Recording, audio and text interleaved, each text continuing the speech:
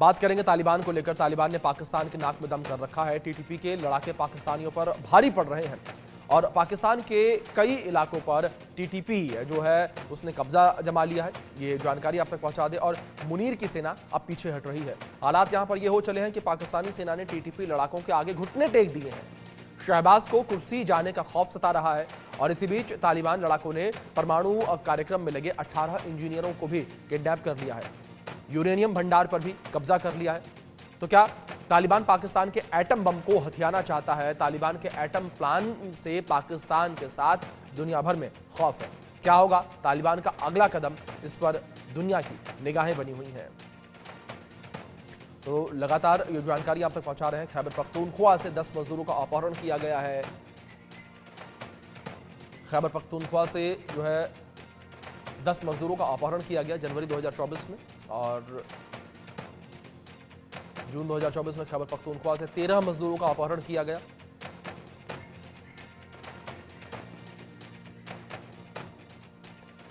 इसी विषय पर बातचीत करने के लिए दो खास मेहमान हमारे साथ जुड़े हैं। उनका परिचय आपसे करवा देते हैं। Group captain retired UK Devnath ji हमारे साथ जुड़े हैं डिफेंस एक्सपर्ट के तौर पर, और रिटायर्ड मेजर जनरल अनुज माथुर जी डिफेंस एक्सपर्ट के तौर पर हमारे साथ जुड़े हैं। अनुज जी और देवनाथ जी, आप दोनों मेहमानों का बहुत स्वागत है। और चर्चा की शुरुआत जो है मैं देवनाथ जी आपसे ही करना चाहूंगा। जिस तरीके से लगातार दोनों देशों के बीच ये गतिरोध देखने को मिल रहा है और बात अगर टीटीपी के लड़ाकों को लेकर की जाए तो लगातार ये कहा जा रहा है कि टीटीपी के लड़ाके इतने खूंखार हैं और इतने ज्यादा वो ट्रेंड हैं कि मिलिट्री के अच्छे अच्छे अफसर्स को घुटने टेकने पर मजबूर कर देते हैं। और यही देखने को मिल रहा है जिस तरीके से पाकिस्तानी सेना पीछे हटती नजर आ रही है। देवनाथ जी। जी हाँ, टीडीपी के जो लड़ाके हैं बहुत ही हाईली मोटिवेटेड हैं। सबसे बड़ी बात है कि उन्हें लग रहा है कि वो एक खास मकसद के लिए लड़ रहे हैं। यानी उनको लगता है कि पाकिस्तान में जो एक मजहबी सरकार बनानी चाहिए जो कि इस्लाम के शरीयत के हिसाब से चलेगी, उसको लागू करना है। तो इन लड़ाकों में एक जज्बा है। एक और चीज जो है कि टीडीपी के जो लड़ाके हैं खासतौर से उसमें जो ऐसे लड़ाके जो कि जरा सीनियर हैं, 40 साल के हो गए हैं, 50 साल के हो गए हैं, उन्हें युद्ध लड़ने का अनुभव बहुत ज्यादा है। उन्होंने रशियन फौजों के खिलाफ तालिबान के साथ उन्होंने लड़ा था अफगानिस्तान में, अमेरिकन फौजों के खिलाफ उन्होंने लड़ा था अफगानिस्तान में। तो जमीन पर उनको जो कहते हैं ना वॉर क्राफ्ट, बैटलफील्ड में कैसे ऑपरेट करना है, उसका काफी अनुभव है। सबसे बड़ी बात है, मुझे लगता है कि फिलहाल पाकिस्तान की जो सेना है, चाहे उनके रेंजर्स हो या उनकी फ्रंटियर कांस्टेबलरी हो, उनका मोराल थोड़ा मुझे कम लग रहा है। रोज रोज जिस तरह से खबरें आई हैं, ये दिखा रहा है कि पाकिस्तान की सेना थोड़ा जमीन पर कमजोर है, मोराल लो है और शायद थोड़ा अनप्रोफेशनल कंडक्ट दिखाई दे रहा है मुझे। मैं यकीन नहीं कर सकता हूं कि एक गुरिल्ला ग्रुप है टीडीपी और पाकिस्तान की आर्मी, रेगुलर आर्मी, किस तरह से पाकिस्तान की रेगुलर आर्मी के हर रोज युद्ध भूमि से हारने की खबरें आ रही हैं। ये दर्शाता है कि शायद टीटीपी के लड़ाके जो हैं अब वो मन बना चुके हैं कि उन्हें रोज आस्ते आस्ते करके पाकिस्तान की आर्मी को कुतरना है और आस्ते आस्ते जो उनका स्ट्रेटेजिक ऑब्जेक्टिव है कि एक दिन इस्लामाबाद में या रावलपिंडी में उनका कब्जा हो जाएगा, वो उसकी तरफ बढ़ रहे हैं।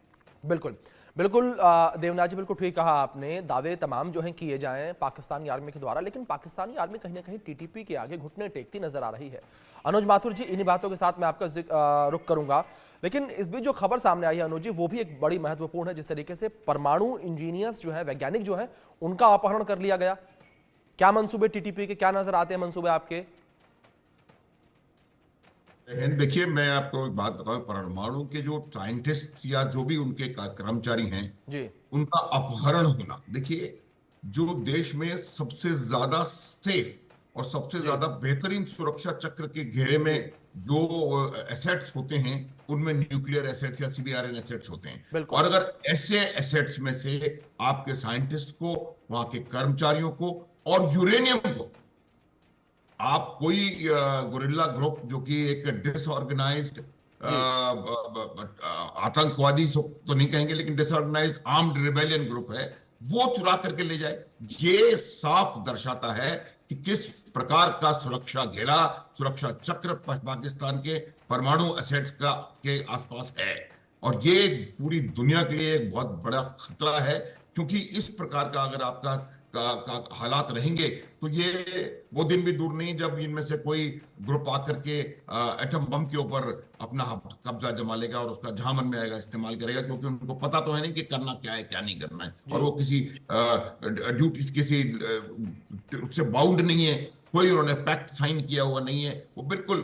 तो ये मेरा मानना है। दूसरी बात मैं आपको बताता हूं, देखिए अभिषेक, क्या होता है कि जब सेना अपने मुख्य कार्य से हटकर बाकी जगह काम करना शुरू कर देती है, उदाहरण के लिए पाकिस्तान की जो सेना है वो राजनीति में, कूटनीति में, एडमिनिस्ट्रेशन में, दुकानदारी में, बिजनेस में, साबुन से लेकर के हवाई जहाज तक हर चीज वो बनाते हैं। तो ऐसी बिजनेस ओरिएंटेड जो जो जो सेना है उसका नेचुरली लीडरशिप की तरफ ध्यान कम होता है और वो अपना प्रोफेशनल टच धीरे धीरे खोती चली जा रही है।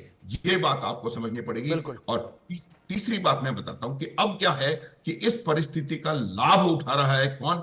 टीटीपी। उसके तरीका यह है उनके काम करने का, उनको मालूम है कि ग्राउंड लेवल के ऊपर कहीं ना कहीं जूनियर लीडरशिप में कोई कमी है। इनके जो बड़े अधिकारी हैं सेना के, वो उनका मकसद पैसा इकट्ठा करना है, और टीटीपी को ये कहीं ना कहीं लग रहा है अभिषेक कि पैसा जो है वो पाकिस्तान की सेना की ताकत है, जो पाकिस्तान की सेना पैसा बनाती है, और इसीलिए उन्होंने ये निर्णय किया है कि इस प्रकार के एसेट्स के ऊपर और पाकिस्तान आर्मी के वो इकोनॉमी जो फाइनेंस जनरेटिंग प्रोजेक्ट्स हैं उनके ऊपर हमला वो आने वाले समय में करेंगे। आपने सुना होगा उन्होंने कहा है लोगों से कि कोई किसी प्रकार का इनके शेयर हैं उनको बेचें, इससे सामान ना खरीदें, इसका बॉयकॉट करें। तो ये उनका क्लियर कट मकसद है अभिषेक कि वो पाकिस्तान आर्मी के इकोनॉमिक एसेट्स के ऊपर अटैक करके और उनको कमजोर बनाने की कोशिश करेंगे। बिल्कुल बिल्कुल अनुज जी।